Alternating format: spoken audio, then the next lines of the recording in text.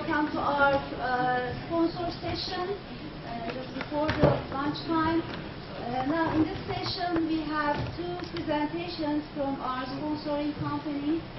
The first presentation will be performed by Mr. Eyüp Serdar Göktuner, who is the manager of the Technology Management Department of the Turkish aerospace industries. So I'd like to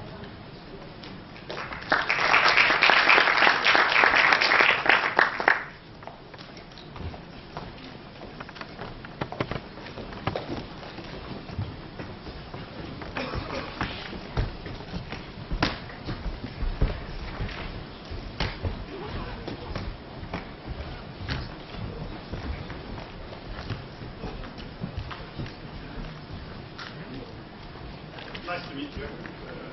First of all, I'm honored to be here to be able to do this presentation to you. Because 19 years ago, I was a student of Professor Erdem.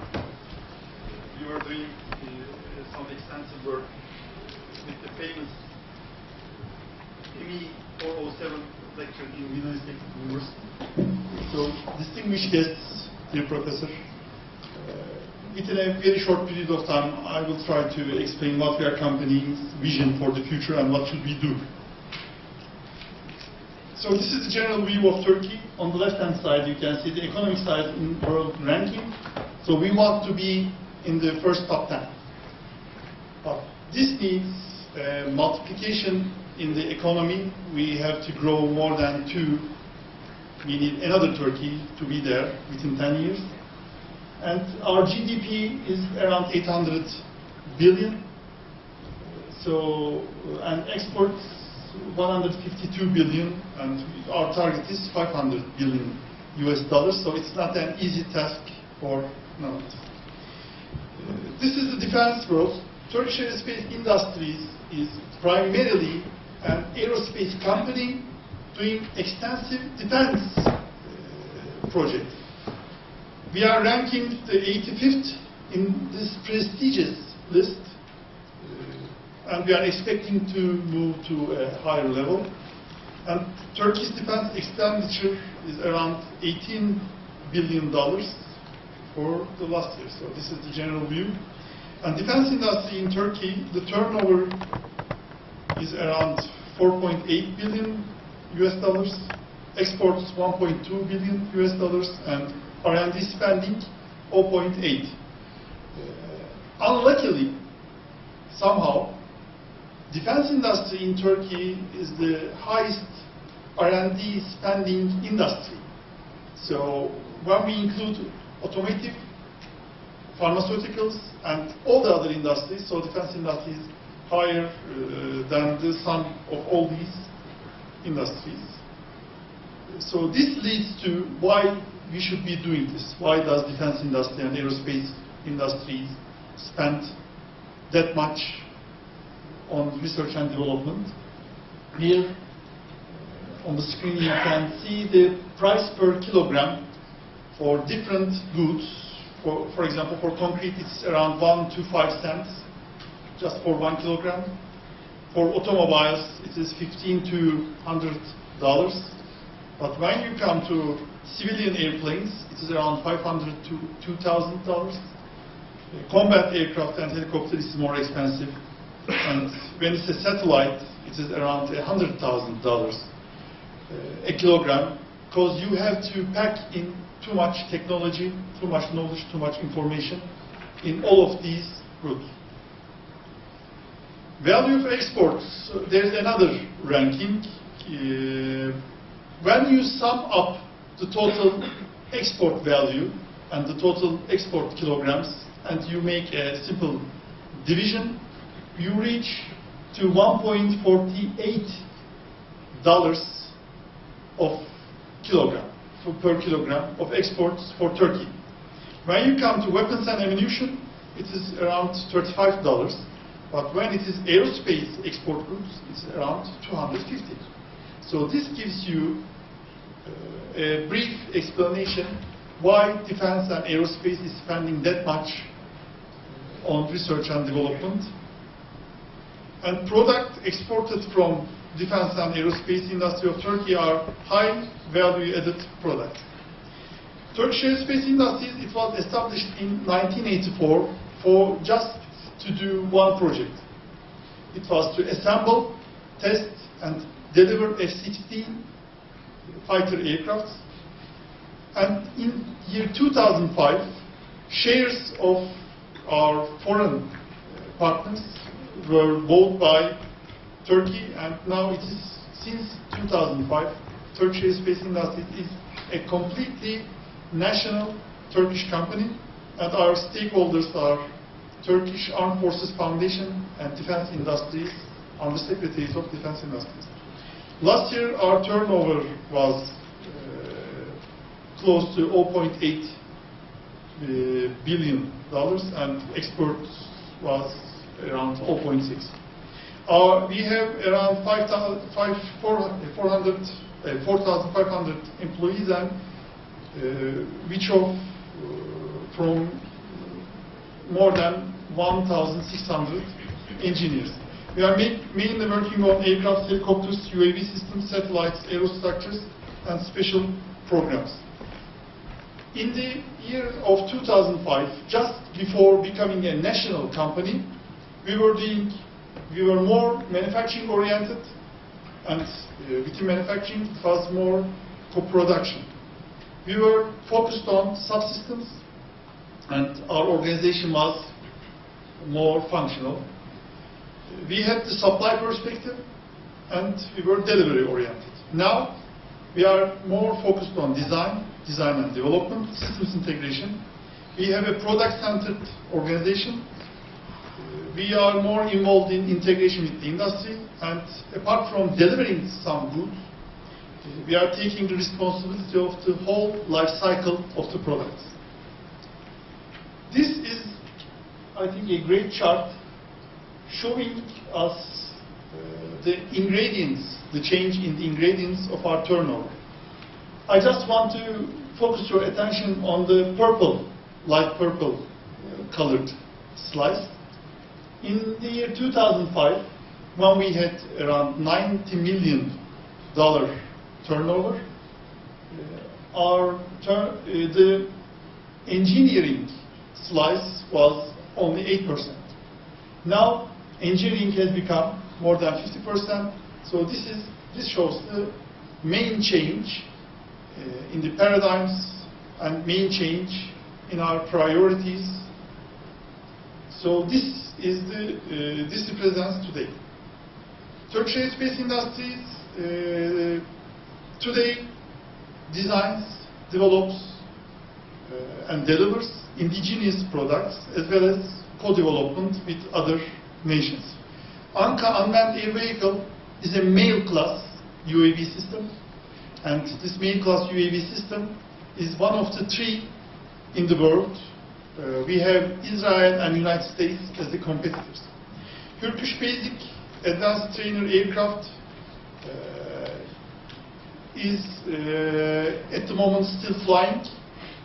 When I was leaving the company today to come to this symposium, it was in the air doing test runs, and we are expecting to deliver it within a couple of years. And T-129 attack tactical reconnaissance helicopter is a co-development project between Italy and Turkey. And I just want to show you a couple of video shoots.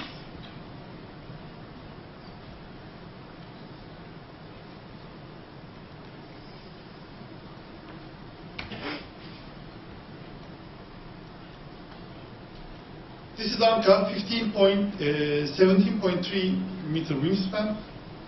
It is 8 meters length.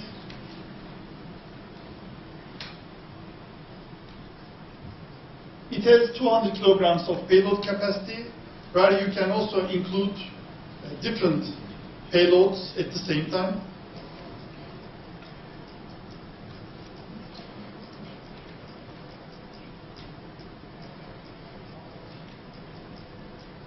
This 30,000 feet service ceiling makes it a medium altitude aircraft. It has 24 hours of endurance.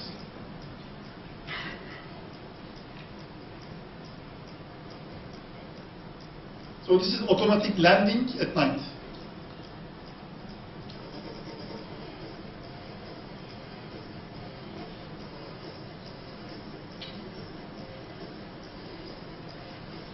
This is one Anka shooting the video of another Anka.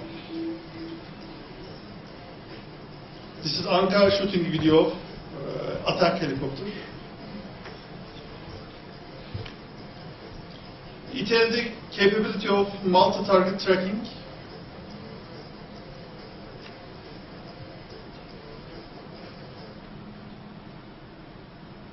Of course, laser designation and range finding is inevitable. You can also use it for radio relay over data link. This is another form of mission. This 200 kilometers is line of sight. So you can use other means to increase this range. On the left-hand side, you see the pilot. On the right-hand side, there sits the payload operator.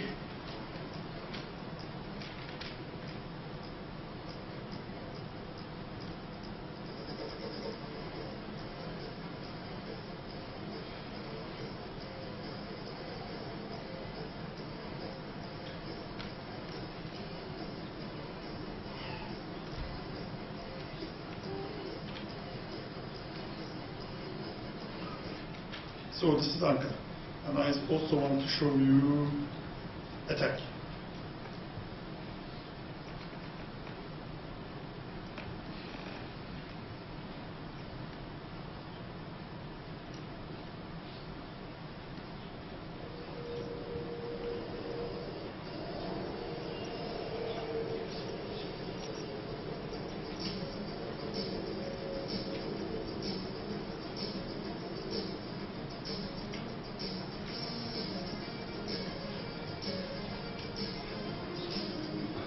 The baseline design of this helicopter was originally an Italian helicopter, so it did not fit to Turkish requirements. Turkish requirements are more oriented to hot and high conditions, so we had to change the engine. When you change the engine, aerodynamic characteristics, everything related to structures, everything changes. Also, we have Turkish avionics from Aselsan. We have Turkish weapon systems from Roketsan. Apart from the gun mounted on the nose, all of the weapons are from Turkey.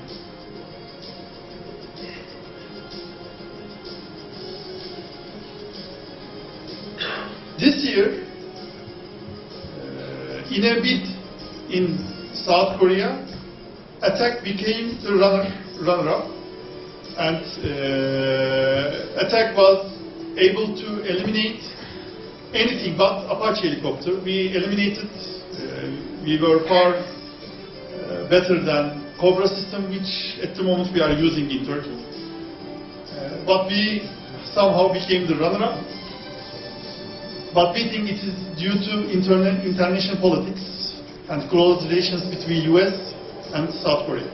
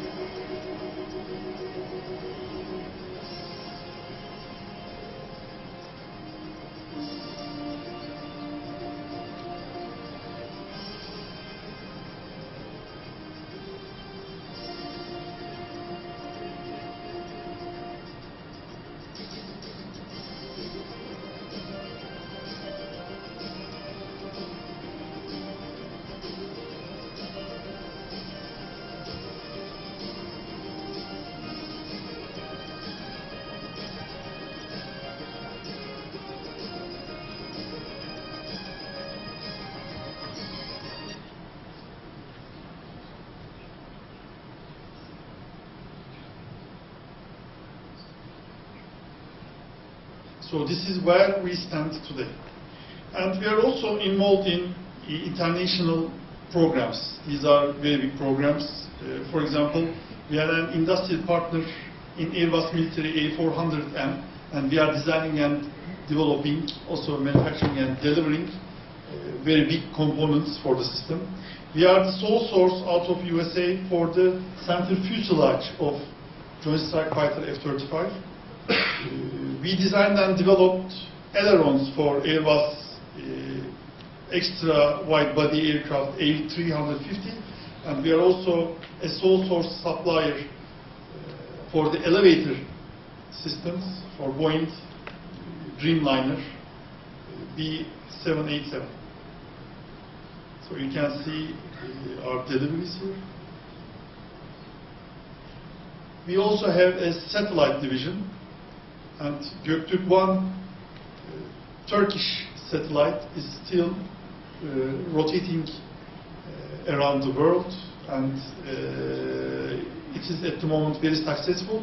We designed and developed Göktürk-2 satellite system with TÜBİTAK Space Systems Institute.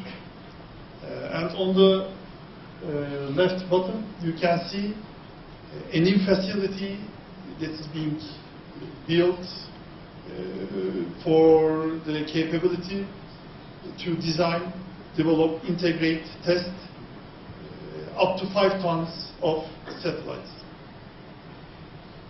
So we learn from every project, and then we could be able to say that we want to do this project in the future. For example, from different projects, A400M, wide-body design and manufacturing, we learned that.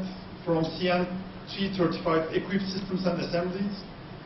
From different projects, we learn modification, certification, qualification, flight control services, compatible pilot avionics systems. And when all these pile up, we are able to say that all these common technologies, with all these common capabilities, we can work on a regional jet. So this leads to some future products. To become a global player, success is a team effort. Making aerospace products is not a TAI only challenge. This is a problem of the ecosystem. TAI, with all the other partners, with universities, research institutions, we form an ecosystem, and we have to be working on this. And this is the last slide. Local contribution should be mandatory, we say. This year, the largest Turkish airliner company announced that we are going to buy aircraft which is worth around $30 billion. So we say, when we are buying such kind of high technology products, local contribution should be mandatory, so that we could be able to bring some work shares to our different companies, our universities, and our research institutions. So just to give you a clue, I want to ask you a question. From this $30 billion bid, how much work share will be in Turkish industry? You know that? At the moment, none. So, in order to be able to move forward, local contribution in aerospace industries should be mandatory, and thank you for your patience. This concludes my review.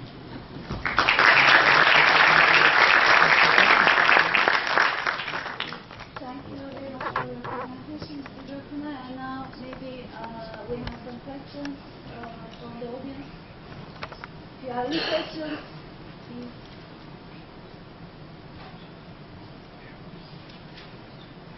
Everything clear. Questions? Yes, please. Why should we send our satellites to space on orbit? So I didn't get the question. Why couldn't we send our shuttles to space? Why couldn't we build one? Space shuttle? Yes. It's a tough work. It's not an easy thing. So also space shuttle business is a very expensive business. Every country trying to do space shuttle and did space shuttle, they quit the business. So when you mean space shuttle, it was like Colombia. So it is not, how can I say, a feasible business area at the moment for none of the countries. Any other question?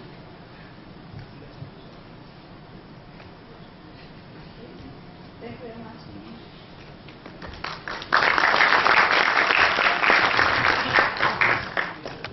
And now, for the second presentation, I would like to introduce Mr. Nuri Sarıkaya.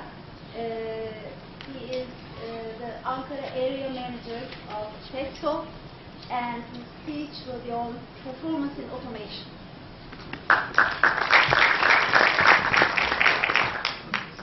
Hello everybody. Just I have to change my computer with the other, and so because my presentation cannot be presented from other links.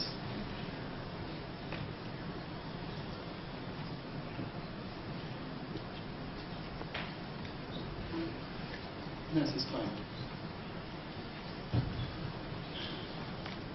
Welcome again to everybody.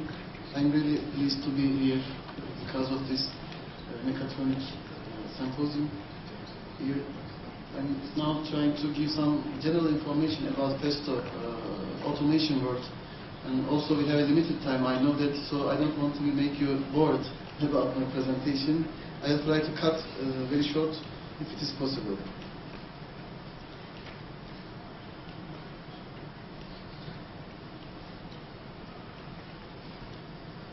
Just to have a quick overlook on the company. Festo is a German-based company, but it's a global company in the world. And Festo is dealing with factory automation systems primarily.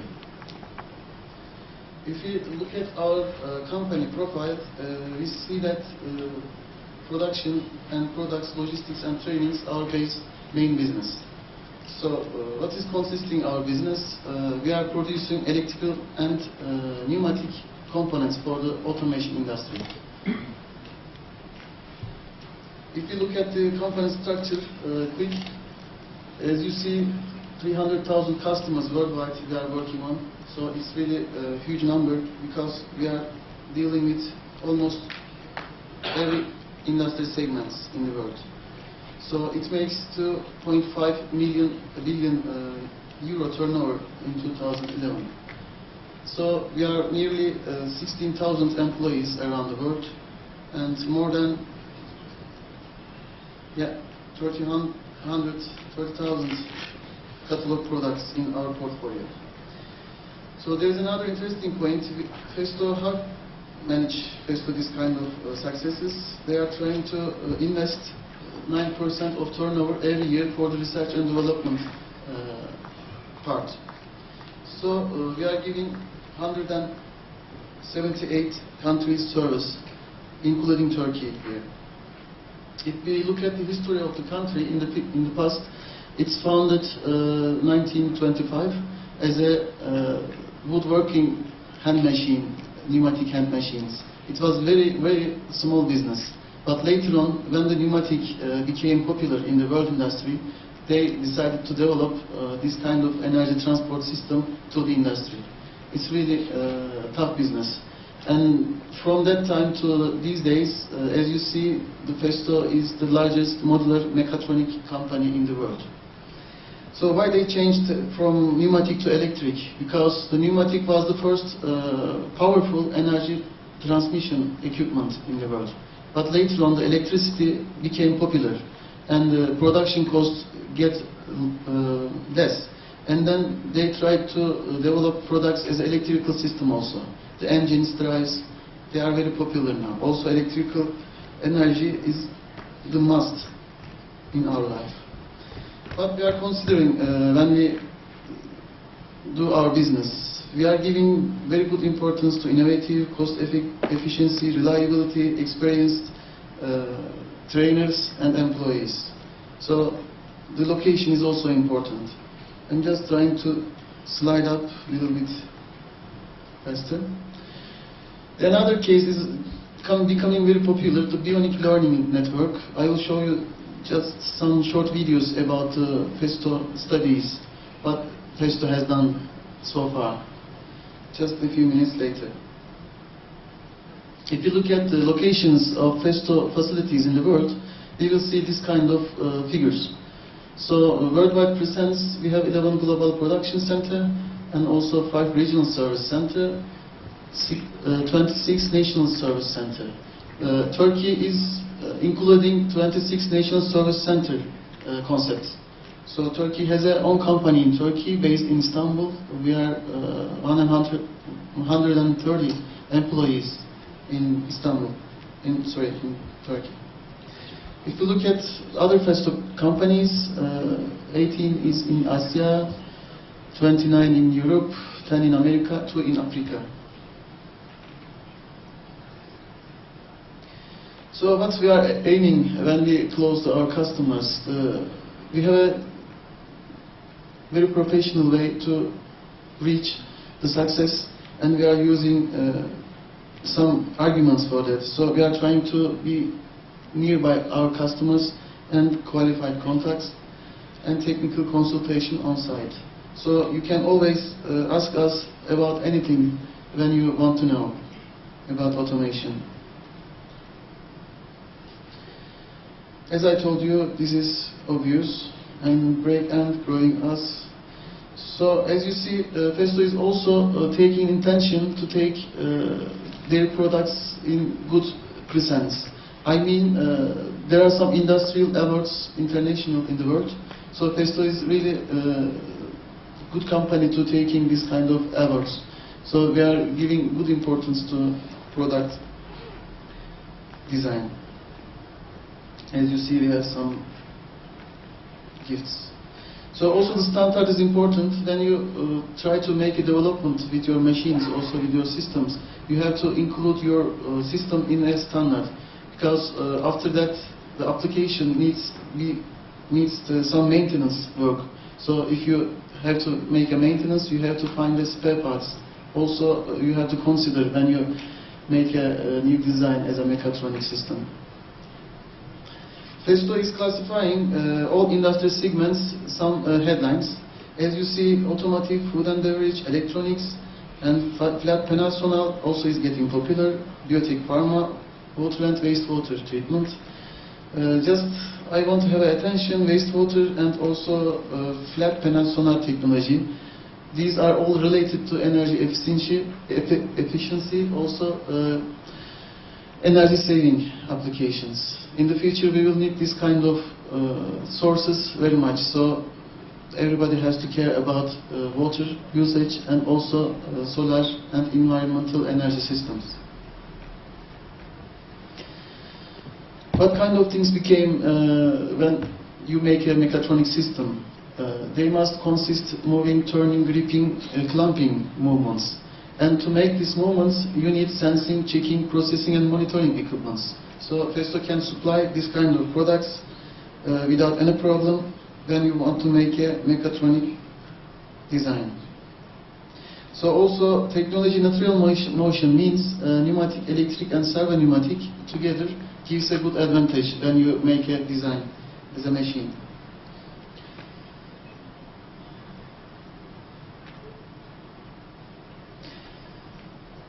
Just speed up. Here you see that our portfolio about the product distribution. Festo can start from the basic to the complexity structure. So it's very good to take an advantage when you start a project with our components. Also, you will have all solutions from single source. It's really good and practical for the future. As you see from moving parts and motion parts as drives and the control technology, we have really good controllers about robotic applications, also standard automation applications. The other part is industrial Ethernet. Partly the maximum level of the automation is industrial Ethernet. if you want to make a high-speed production, you have to go this way. There is no way out. As you see in the process industry, when we are consuming many things as foods, shoes, cars, everything, they are produced by this kind of equipment's usage. This is really fantastic. So for the maximum performance, we always obtain that engineering, procurement, assembly and operation is must. Always we have to care about that. So here you see how automation can grow. So it starts from single component and it goes to the multiple function cabinets, also the very complexity structure. As I told you, for the Mekatronik applications we have various of components to be alive, and handling systems, switching cabinets, mounting panels, modules and integration solutions are our 5 deadlines. Effective support, tailor-made service. If you are in an automation business, you have to always do tailor-made solutions, because every day everybody is producing different kinds of products to have attention from the consumers. So we have to do, there is no way. Also we have a training and consulting facility in our body. It's called the Pesto Didactic. So you can always check out when it is available inside from our website, www.pesto.com. So I really suggest to look up these kind of things when you have a time. Energy efficiency is the most important case, because it's becoming expensive and expensive, so everybody is trying to care about energy usage. It's our work problem actually. Increase productivity through your high speed. So the speed is important because the population is really very high, especially when we look at the scenery considering the worldwide. So the worldwide population is over 7 billion people. So everybody needs to consume something. So we have to produce everything very faster and also very high quality, because the health is also important.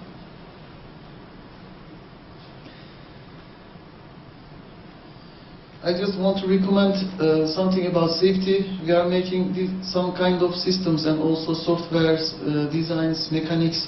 So the safety is very important. So the most part of the problems are coming from solving the safety problems. So if the system is not safety, you cannot sell, you cannot use. So it's very important for all applications, especially if it is consisting some human life, such as Eurocraft, this kind of things, cars. These are important. Yeah, trouble-free operation is important. Also, this is the presentation end, and also I will show you some Pesto innovative applications, also the most popular learning system examples as a video. Just a second.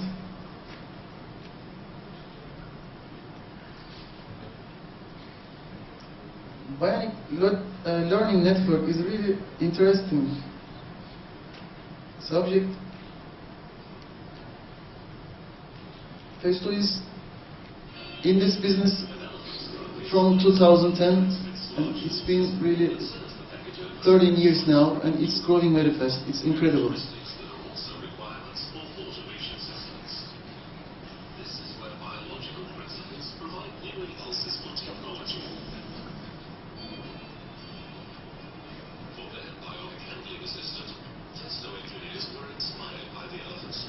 As you see here, they try to find a simulation from a live elephant.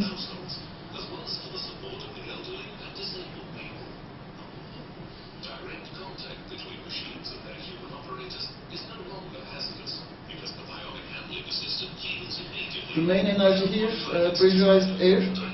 We are using pressurized air as a proportional valve.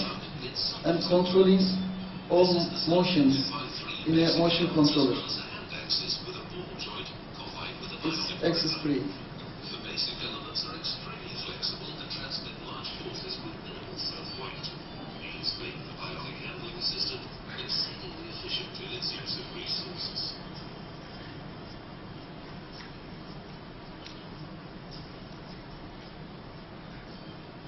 Its production uses the innovative rapid manufacturing procedure, an individual three-dimensional print. As I told you, if you want to do something, you have to first from design and also some prototypes. So it's really the hard part of the business. Tripod 2.0, another biomechatronic handling system. Its thickness adapted to every shape. This was its Festo aims to use this kind of motions in the future applications, especially in dangerous areas, exposed areas maybe.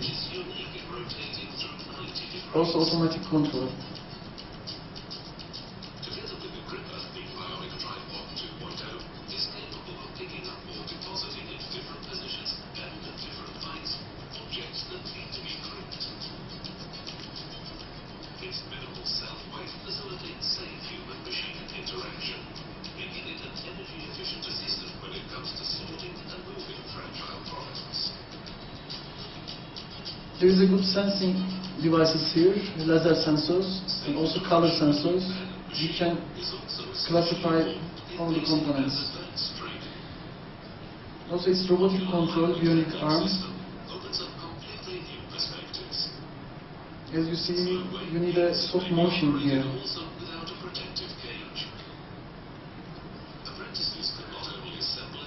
You can also operate this terminal with a handle device, remote controller.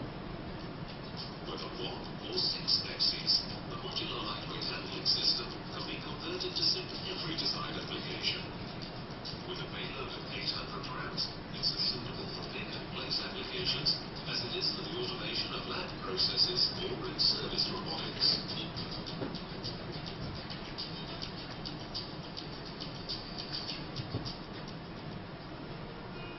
The ability to control the forces of nature has always been a challenge for mankind. The cyber kite, a 24 square meter controllable kite, contrasts this challenge. It's another motion controller, remoted by land. Also you can fly without any human This is made possible by a requirement. control unit, which is programmed not for rigid tethering, but for intelligent yielding.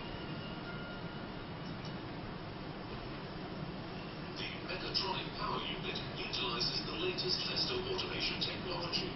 To do this kind of innovations, we are always using high technology and innovative motion controllers. Cyberkite. Any excess energy is stored in still. Also electrical drives. The ram pressure ring develops powerful forces. So we are controlling the Present the extension of the ropes here, perhaps the and we are measuring to new ways for the future the generation replacement, renewable energy. deviation of the rope. And then we are calculating in a controller and deciding what's the next motion. Also just this video represents our latest innovative bionic robot. It was represented in Hanover exhibition this year. It's also very challenging.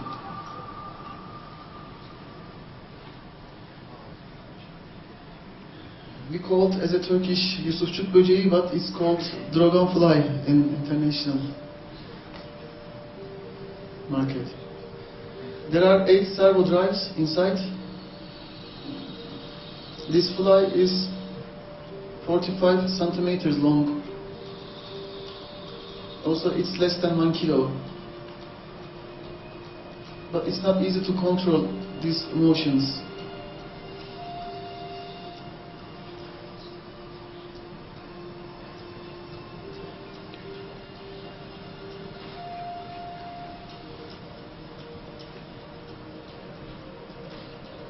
To really intend to find some new innovations. That's why Festo is trying to develop this kind of creatures.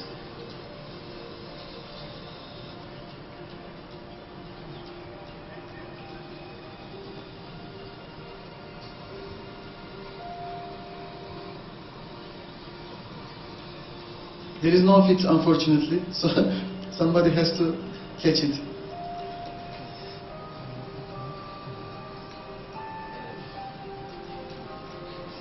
Maybe you have to cooperate with TUSAŞ to solve this problem. Blending. Also the exo hand. You can use EEC signal control. It's not long, but the last video, don't worry.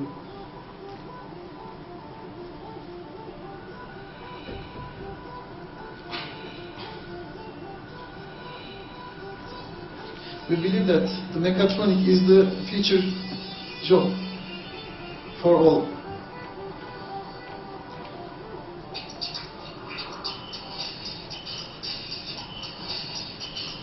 The robotic arm is simulating the human arm here,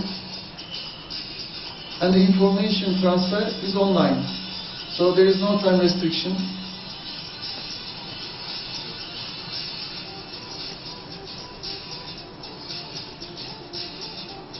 So we are always able to support you about this kind of applications.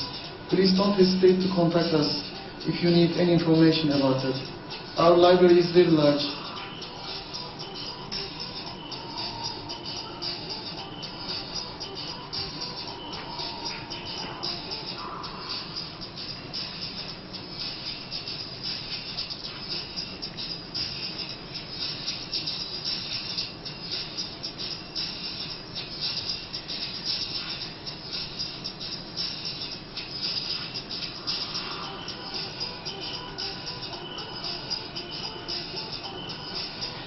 All these are exist, so if you have any opportunity or if you want to see these kind of things, we can arrange a technical trip to Germany, our headquarters.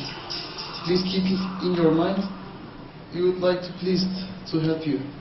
Thank you for your attention. If you have any question, I can answer also. Maybe the question is, what is the meal in the lunch? Yeah.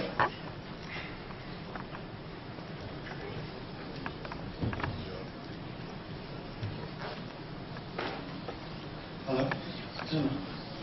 Is there any technology transfer or know-how transfer from Festo to Turkey, Festo company, or like anything nationalized here?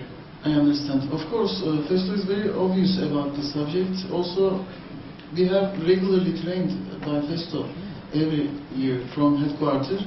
Also, we have, as I told you, a didactic company. It means a training company for industrial applications.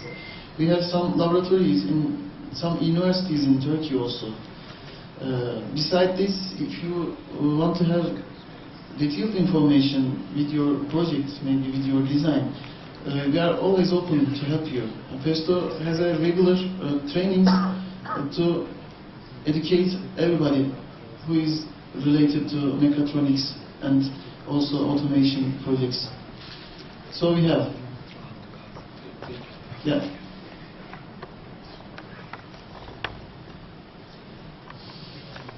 Thank you.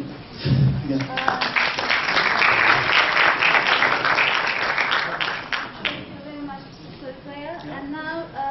About the lunch, I have an small announcement. Now it's the lunch time for the registered participants of the conference, and we have a collection piece. It's written here as Atılım Garden for the lunch in the program, but it's a little bit cold, so the lunch will be served in Kuşkonmaz restaurant. If you join us in front of the desk, okay, we may go together because it is in the other building, all right? Yes.